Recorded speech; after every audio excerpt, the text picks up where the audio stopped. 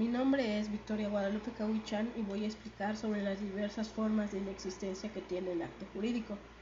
En un término general podemos entender que la ineficiencia del acto jurídico es aquel que no llega a producir sus efectos de manera normal, es decir, que el acto jurídico no carece de efectos jurídicos. Y según diversos autores, en el sentido amplio de este término de ineficiencia, consideran otros vocablos como parte de este. Uno de ellos es la inexistencia. La inexistencia podríamos decir que alude al supuesto o un aparente acto jurídico que no llega a nacer debido a la carencia de alguno de sus elementos esenciales. Es decir, que este acto jurídico no nace debido a la falta de alguno de sus elementos de existencia. Recordemos que los elementos de existencia son la voluntad o consentimiento, solemnidad y objetivo. Y si bien este acto inexistente no produce efectos legales, sí produce como consecuencia los hechos jurídicos. Por ejemplo, un hecho jurídico por falta de voluntad son cuando María y Juan viven en concubinato, sin embargo, él no desea contraer matrimonio, pero su familia lo presiona para que se regule el acto, la unión, por lo que su hermano Pedro decide hacerse pasar por él y compadece ante María, lo que los permite celebrar la unión matrimonial sin que él se oponga. Otro ejemplo de hecho por falta de objetivo es cuando Luis, siendo el único heredero de Carlos, contrae deudas con un tercero llamado Juan, pero este lo amenaza de demandarlo por fraude. Sin embargo, Luis decide dejarle en garantía su pago, el hecho de cederle sus derechos que le corresponden en la herencia recibirá cuando fallezca Carlos, por lo que el otro manifiesta su conformidad. Nulidad. Hay nulidad en el acto jurídico cuando, aunque se haya integrado sus elementos esenciales, presente vicio en alguno de ellos, por lo tanto, priva de su validez aunque ya haya nacido. Lo que constituye una sanción que la ley establece debido al abuso que incurren los particulares al crear actos jurídicos, lo que contrarian impidiéndoles generar las consecuencias de derecho deseadas.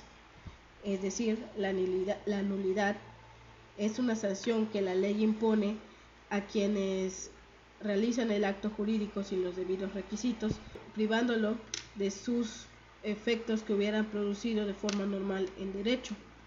Ahora bien, la nulidad se divide en dos: la nulidad absoluta, que es aquella que básicamente afecta el acto jurídico cuando contraria o viola las normas protectoras de orden público o de intereses sociales.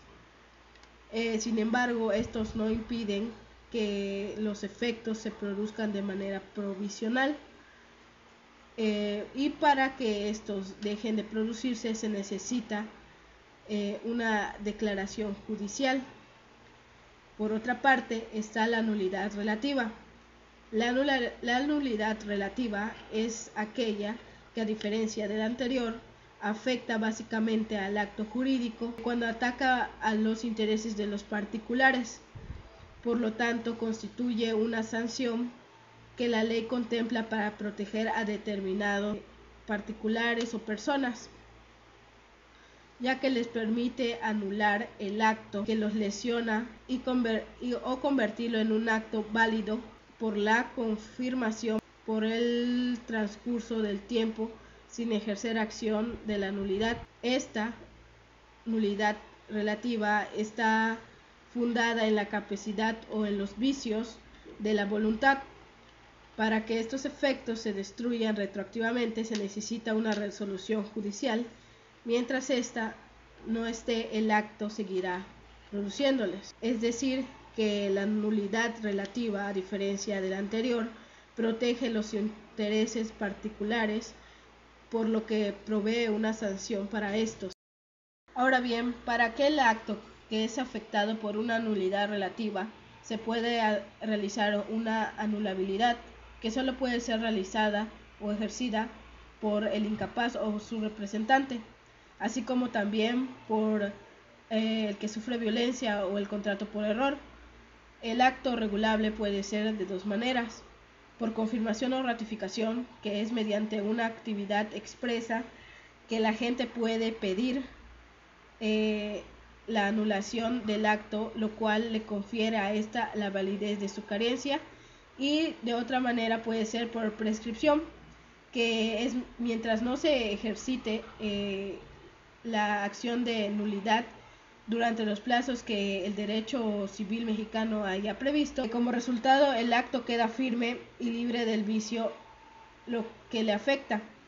Es decir, en este último caso, por prescripción, si el capaz o el representante no llega a hacer la acción de anulabilidad, este se tomará como un acto firme y libre de vicio, es decir, que no tiene ningún vicio y que es aceptable por las dos partes. Por otra parte, está otras partes de ineficiencia. Estas puede ser la resolución, que es un acto contractual por el cual las partes de un contrato previo lo dejan sin efecto, volviendo las cosas al estado que tenían antes de la celebración. En algunos de los casos no puede destruirse, por lo que el acuerdo debe prever la forma de compensarlo. Por ejemplo, puede ser la terminación anticipada de un contrato de arrendamiento o la resolución de una compraventa.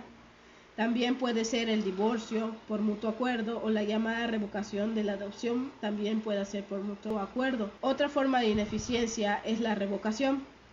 Este es un acto unilateral que deja sin efecto a otro acto unilateral o un contrato gratuito por solo la voluntad del otorgante. Un ejemplo es la revocación de los testamentos, el comodato, cuando el comodatario puede a voluntad ponerle fin al comodato si hay plazos o si bien necesita antes el vencimiento del plazo. Otro ejemplo de este podría ser las donaciones cuando son revocadas por causa, o en depósitos cuando el depositario está obligado a devolver la cosa en el momento en el que se lo pide el depositante. Otra forma de ineficiencia es la rescisión. Esta es el acto de terminar un contrato por incumplimiento de alguna de las partes. Por ejemplo, la forma de terminar un arrendamiento se encuentra la falta de pago por parte del deudor o usarla para fines distintos al estipulado en el contrato. Y por último está la forma de ineficiencia onoficiosa.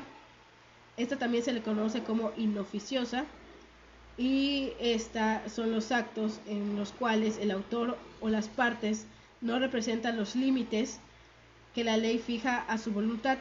Este puede sufrir sus efectos hasta el límite legal y que constituye en un acto parcialmente ineficaz. Por ejemplo, el testamento, cuando el testador deja de cumplir con la obligación de dar alimentos, la acción solo permite que la masa hereditaria se reserve lo necesario para cumplir con esta obligación.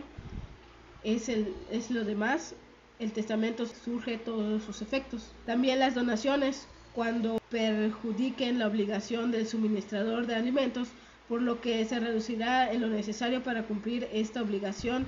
En el beneficiario puede tomar a cargo la obligación de alimentarla, con lo que se evita la reducción y inoficiosidad.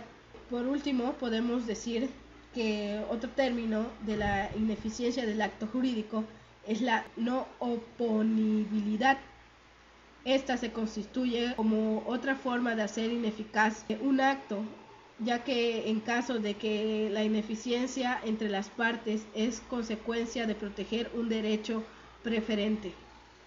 Por ejemplo, cuando un acreedor es propietario de un inmueble y el que aparezca en el registro público de la propiedad, aunque lo haya enajenado o grabado sin ellos, no consta en el registro, que no surte sus efectos frente a terceros.